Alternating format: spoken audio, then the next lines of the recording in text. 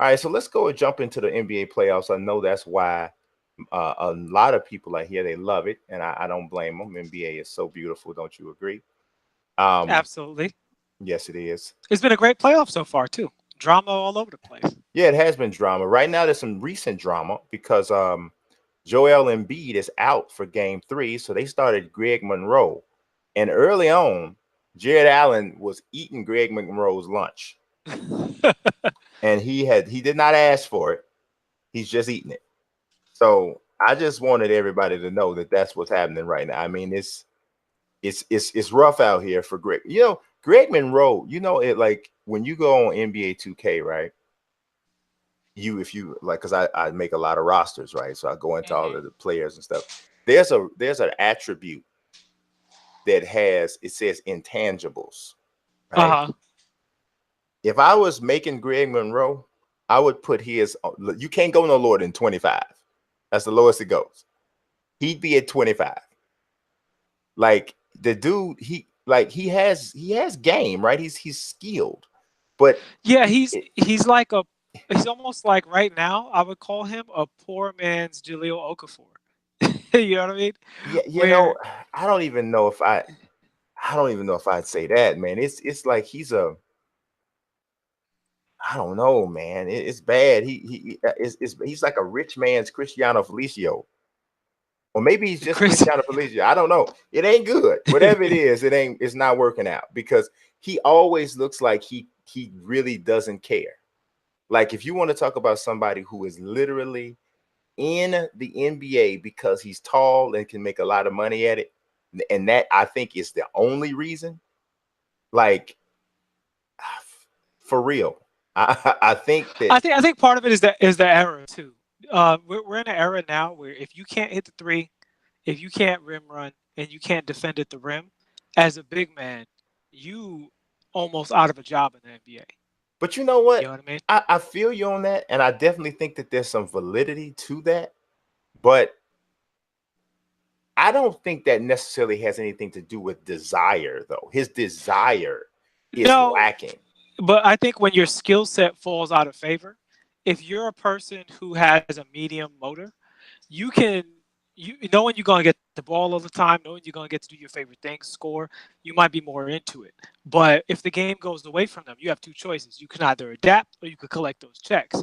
And a guy like Greg is not gonna adapt. And that's what I really mean. Whereas if it was more in his favor, he might be more excited to do, it's like anything else, right? Like say you and your friends like going out to bowl Mm-hmm. and you don't love bowling, Mm-hmm. but you like it enough. And then y'all switch to a new place. In a new place, they don't got the ball you like. You done lost your ball, and they got the messed up floors. And you like, I ain't like it that much anyway. You know what I'm saying? That's Greg Monroe and all of basketball right now. But you know He's what like, though? You know what though? And I think that's a really good analogy, and I'm gonna tell you why that's a good analogy, and I'm gonna tell you why it separates people like Greg Monroe from people like me.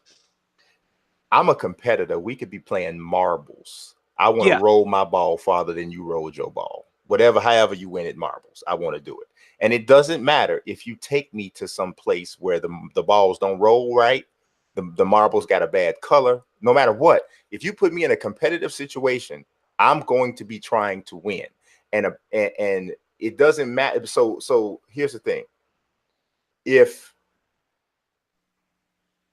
this is what's happening to you, right? And the game is passing you by. And I actually don't think that's 100% Greg Monroe's thing. So clearly, we talk about clash or trash. So far, Greg Monroe is absolute trash. This is just so I can clarify yeah. I mean, I don't that. know if there's a lot of debate on that. That Chat, it's y'all could let us know it if y'all is. in Camp Monroe, No, but I don't think so. it's definitely trash. But what I'm saying is, he this his attitude and lack of competitiveness didn't just start in the last 2 or 3 years. No, This has not at all. But always this been is, him. yeah, this is very common amongst big guys, though. And honestly, I think it's the main reason that big guys haven't completely taken over with like all of the versatility, because there's a lot of big guys who are just so physically designed to be successful at basketball. It's stupid for them not to do it. Yeah. So, whereas with a smaller guy, everybody 6'3" and under who picks up a basketball wants to get into the NBA. And for all of them, skills and discipline and training is what's going to put you over the top.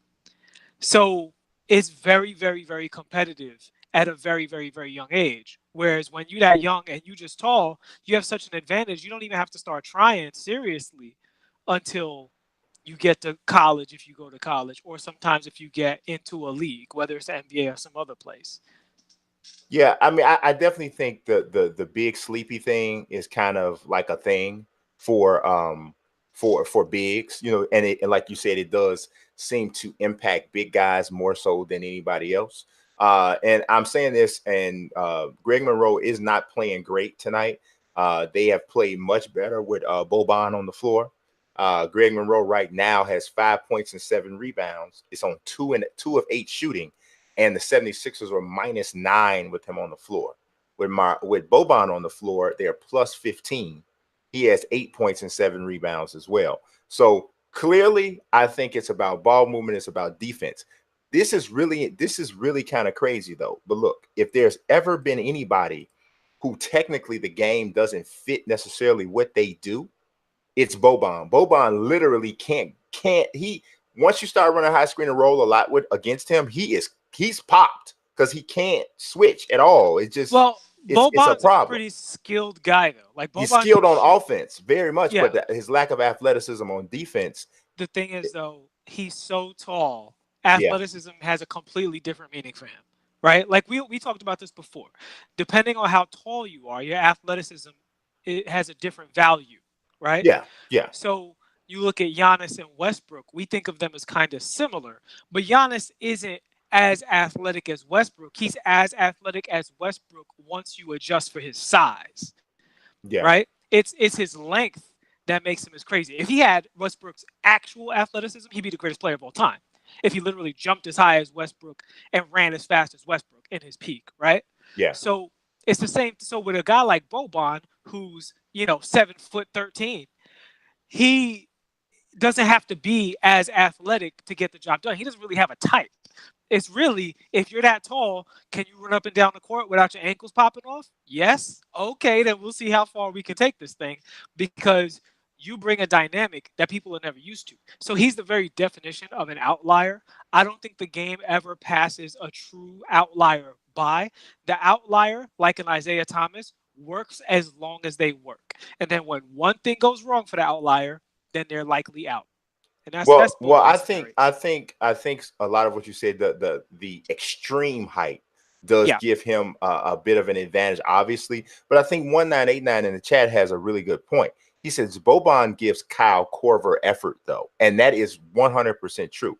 100%, Boban yeah. is not just out there as I'm just a big No. body. He gives maximum effort, and without that effort, he wouldn't be able to compensate for it. Without his high skill level, without his high basketball IQ, and without his high motor, he wouldn't be able to compensate for his lack of athleticism, which to me, again, is what separates him from a guy like Greg Monroe, who is Totally not agree. giving that effort.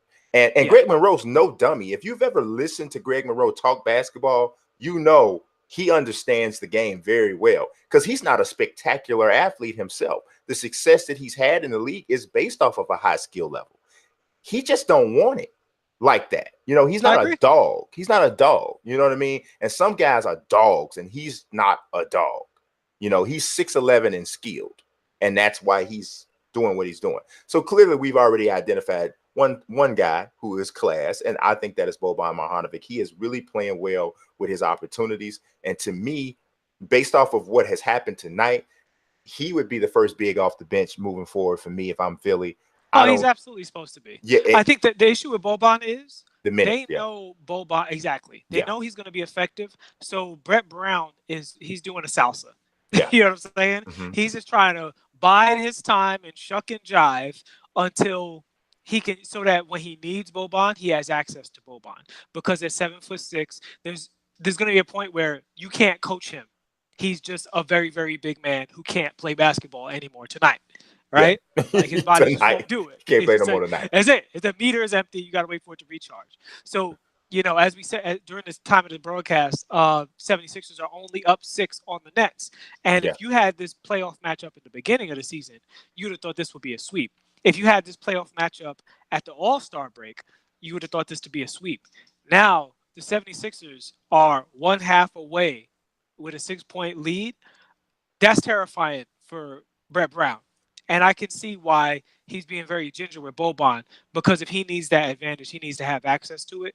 Because the Nets, as we talked about before on this show, the type of team they are, with a team like Philly, it's almost in the Nets' hands whether or not they win. Because if they just come out and hit 4 threes in a row, that's it. That's the game. Y'all just don't have the tools to catch up. Y'all just literally Well, don't have enough shooters. well, here's what I think has been a big difference. Somebody who was trending hard towards being trash in this clash or trash segment was Ben Simmons. After game one, game one for Ben Simmons might have been the single worst playoff game for a guy who is considered to be of whatever level you consider Ben Simmons to be. Most people consider him an upper echelon player, right? His performance in game one was one of the worst I've ever seen from a guy who was an upper echelon player.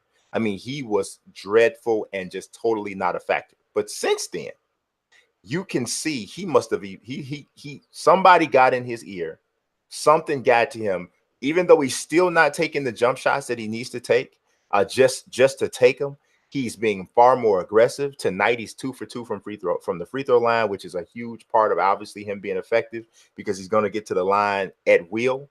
And so I think he just overall it's his aggression. Tonight, he's already taken 7 shots, right? I think when Embiid doesn't play, it's possible for Ben to be aggressive. Yes. When Embiid plays, it's very, very difficult for him to be aggressive because those two superstars, even though on this show we think Ben's overrated at this point in his career, his talent and potential might not be overrated, but who he is right now is definitely overrated. Yeah. He is not as good as the other guys in his age range who are also considered to be good, in my opinion. But with Embiid on the floor, their spacing is jacked up. Like it's not great. When Embiid is sitting down, Ben Simmons can move more into the Antetokounmpo role. And the L's that they take from stuff like JJ Redick not being a great defender, him just basically being whoever offense on JJ when the Nets play, you can take that because you're also now able to get the attempts. And Embiid's a great player. He's a legit MVP level talent right now. Mm-hmm. But when he's on the floor, the dynamics of the team are not created for him to succeed right now. Because go ahead. I was going to say, the shooters that they have, they don't have a backup point guard to run that offense, right? So Ben kind of needs to be on the floor a lot because TJ McConnell can't shoot. So he doesn't solve the problem great either. And against the Nets, he doesn't defend well enough for the Nets because their guards are great, right? So when Embiid is there, he's so great, you have to do the best that you can. And other players work great with Embiid. Harris, Redick and Jimmy Butler, they work fine with Embiid. But Simmons, it all breaks down. Once you take the issue of Embiid off the floor and you have to play without him, it's almost like Boston last year. You get access to this other team, this kind of bootleg. Now, I said bootleg Milwaukee Bucks. And he gets to play Giannis, and that's a much more fitting role for Ben. I expect him to play better when Embiid's sitting down. The key of whether or not Ben Simmons is class or trash is in the fourth quarter. Is he on the floor? Is he making plays? Is he hitting free throws? That's what it determines. Nobody ever thought he would be trash from quarters 1 through 3. That's some new thing he's been trying out. Well, honestly, tonight, yes, Embiid isn't playing, but in game 2, Embiid did play. And and they both played great. Ben Simmons had a triple-double in that game, played outstanding. He was aggressive especially throughout the first half. He was aggressive. And in the third quarter, when they blew the Nets out, outscored them 51-23, set records for scoring. They were both on the floor together, and they were both being aggressive. Ben Simmons was creating. He was scoring just enough, but he was getting Embiid involved. He was getting everyone else involved. But the rhythm came and the respect from the Nets defense came from the fact that Ben Simmons was aggressive earlier, attacking earlier. And then whenever you have two players like that who technically their styles don't 100% mesh, what they have to do is they have to take turns. They have to take turns. They can't try to get off together. That's what LeBron and Kyrie did, because at first, a lot of people thought that LeBron and Kyrie weren't going to work because they said, oh, well, they both need the ball. But they had to take turns. The same thing with LeBron and Dwayne Wade. People said the same thing. Difference is Kyrie and Dwayne Wade and LeBron can all shoot. People think Dwayne Wade's not a shooter. That is an overstatement. He's not a three-point shooter. Exactly. By the time he was at his third year, Dwayne Wade was considered by many people to be the best mid-range shooter in the league. One of the best. Top 3, 4, 5, top 5. Correct. So while it's not 2019 perfect spacing with Dwayne Wade, it was a situation that was figure-outable, right? Embiid and Simmons, even with what happened in Game 2, that just looked like a team that was hot. That did not look like something I've said they could build off of that. It was more like, yeah, when everybody's playing super well, when all of the shots are going in, it looks better than it is. But the baseline is Ben, and it might be on Brett Brown. You got to figure out something to do with Ben Simmons. And this is why we come back to the free throws, because if he can hit free throws, then it's fixable. Yeah. But if he, listen, I wouldn't be surprised if Embiid and Simmons are on the floor. If this series goes 6-7 games, and Embiid and Simmons are on the floor in the fourth quarter, they're just going to start fouling Ben. I dare you. Yeah, I believe I can see and that. And that's not; those are the problems. We didn't, the problems was never Ben Simmons is trash. He can't do anything. He's just been terrible for no reason. We don't know why he's been so bad. But the real problems is if this game continues to go close. Let's see what the fourth quarter looks like. Again, Embiid's not on the floor, but the foul shooting will still be an issue. Yeah. And when Embiid comes back, that's also still going to be an issue. And if they get past the Nets, and I still say if, because again, the Nets are a team that they shoot so well. Mm-hmm. And also Philly is ill-equipped to defend the Nets. They have to build up a lead with Embiid and hold it, because if they're in a close game, they're subject to, if Joe Harris and D'Angelo Russell and Dinwiddie and Karis LeVert get hot, y'all just got to take it. I'll even throw Jared Dudley in there because he can shoot and he spreads the floor. Yeah. And if that happens, they're not defending it. In fact, Game 2, the Nets missed open shots. And that's why with Philly, I wouldn't be like, oh, that's how we beat them. Like, beat them when they play well. If you can't beat a team when they play well, you're in trouble. And Philly, some people have them going to the finals. So this is not a sigh of relief for Philly as far as I'm concerned. They in a dogfight. They in a battle with the Brooklyn Nets right now. Oh yeah, it's definitely not. I don't think they have cracked the code because they have a 4-point lead at the half or 6-point lead at the half, and and the series is tied at 1-1. Now they definitely haven't cracked the code. They got to win in Brooklyn to even get the home court advantage back. So this series isn't over or trending towards over or anything like that. They got to win today, and they would behoove them to win Game 4 as well, obviously. Correct. But we'll see. We'll see what happens. And the only reason I bring that up is because that's super disappointing for the 76ers. You're not supposed to be on wait and see against the fledgling Brooklyn Nets. Well, see, I don't think that the Brooklyn is fledgling anymore. I think that everybody knows that this is a good team. They're a good, solid team. Should the 76ers win? Yes, they should win. This series shouldn't go any more than 6 games. It should not. But the Nets are a dangerous team. And I think that the Nets are good enough to get a game against every team in the NBA in a playoff series. Sure. So I don't think it's that, but should they win? Yes. And then also when you throw in the fact that your best player is Gimpy, I feel like, that the other thing though I brought up during Game 1, Joel Embiid needs to lose some weight. Oh, of course. But that's been a struggle for him since he was a rookie. Mm-hmm. That's why a lot of people didn't believe in him, because the early tells was he was just up in his room eating cheeseburgers all day. Yeah. And, when he's injured and he can't work out, that's an excuse to go on the deep end. And the reason I bring all of this up is not about the Brooklyn Nets, even though obviously as a New Yorker, I hope they do well. I hope they win. Hope they go as far as they could go, right? But I don't expect them to win. They shouldn't win. They do have the tools to beat Philly, and this is a bad matchup for Philly. The problem is Embiid having to log serious minutes, take a lot of contact against the Nets, possibly play a long series against the Nets, is a death sentence for Philly against Milwaukee and Boston and Toronto. That is those teams have much more, not just talent, but much more experienced talent Yeah, across the board. they're not going to beat either of those teams. They're not No, going I to don't beat it. think so. They're not going to beat either of those teams. Um, And two of the primary reasons they aren't is because Ben can't shoot, he can't hit free throws, and Embiid is fat. I agree. 100%. That's exactly. And then not enough shooting. That's another thing. They don't have enough shooting. And it's funny thing about it, and people are going to think that I'm hating on my favorite target when I say this, but they are a much worse team when Jimmy's shooting a lot. Because when Jimmy's scoring a lot because of the way that he scores, because he scores primarily in isolations with people standing around and he's taking guys off the dribble, either getting to the line, he's usually doing that because everything is breaking down offensively, or their guys aren't getting, they're not getting anything else from other people. So Jimmy has decided to take it over. And Jimmy in stretches is fine playing in that way. Like at the end of the game, I absolutely think Jimmy is the guy on their team who should have the ball.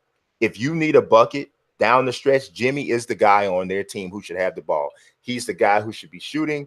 He's the guy who should be, because he has the clutch gene, and nobody else on that team has proven that they have the clutch gene. So he should be doing it. But when he's doing it for stretches at a time, they're at their worst offensively. And Tobias, they need to figure out Mike Scott and Tobias Harris in this series. Those guys should be shooting more and shooting better. Oh, absolutely. Tobias definitely should be shooting more. He should definitely be. But see, when you look at what they did in game 2, you look at the field goal attempts across the board. Everybody was right there in the 10 to 12 field goal attempt range. Everybody was. So that is where the way this team is made, that's when they're going to be at their best. Jimmy only had 10 shots that game. Didn't shoot great from the field. But Ben Simmons was attacking. Embiid was involved. Tobias Harris was scoring. That's the way this team has to operate to be at their best. But there's another game going on. It is the Nuggets and the Spurs. Spurs are up by 8 right now in the first quarter. I still pick the Spurs to win this series. They have the home court advantage at this I think point. we both have Spurs in 6, right? Yeah, yep. Both I have think that was a Spurs. sensible call. The Nuggets got saved by Jamal Murray going off, which is to be expected. You Yeah, he's a good expect you're player. gonna get hot at some point. But they don't. I mean, honestly, I thought Popovich, if he'd have had DeRozan in to stop the bleeding, they would have won that game. Which is bad because Denver is supposed to be an extreme home court advantage because of the altitude. And it always has been a very tough place to play. And they got some bigger guys out there. Rudy Gay's no spring chicken. LaMarcus Aldridge is a big dude. The Denver advantage should have been greater. I'd be very alarmed if I was a Nuggets fan or in that organization, and I still wouldn't be surprised at all if our predictions were right. I mean, if you just look at it like this, man, Denver was 54-28 in the regular season, right? But they had a losing record on the road. When you get as high a seed in, because you don't want to talk about extreme advantages. This is a 100% extreme advantage. They were 34-7 at home, and 20. If you're 34-7 at home, you should have more than 54 wins. You know what I'm saying? So that shows you. Yeah, that right there is a dead giveaway, because if you slip at home, you cannot fall back on being a good or decent road team. So now you go to San Antonio, which is also a tough place to play, and you got to win. You got to win a game in San Antonio, and San Antonio is 32-9 at home, and they got arguably the best coach in the game. I'm more in reinforced that I think that the Spurs will win this series. To me, the clash of trash in this particular series is Jokic is the trash here, and I know he had a good game, one good game, but for me, he gets the trash award here. And on the Spurs side, I don't know, man. I am really, really liking what I'm seeing from Derek White. Every time I see this guy, I like him even more. He looks like the class right now. As far as I would go a different direction with it, and this is more predictive. I would say the class is Greg Popovich. Okay. I think the nightmare matchup in this series is Mike Malone versus Greg Popovich, and I think Greg is like going to figure out that offense. And the fact that Greg is not afraid to take twos, and Denver's defense is heavily predicated upon chasing you off the three-point line, and San Antonio's like, that's fine. We have DeRozan and Aldridge, two of the best mid-range shot makers in the world. So good luck with that. And, that's the class or trash matchup for me.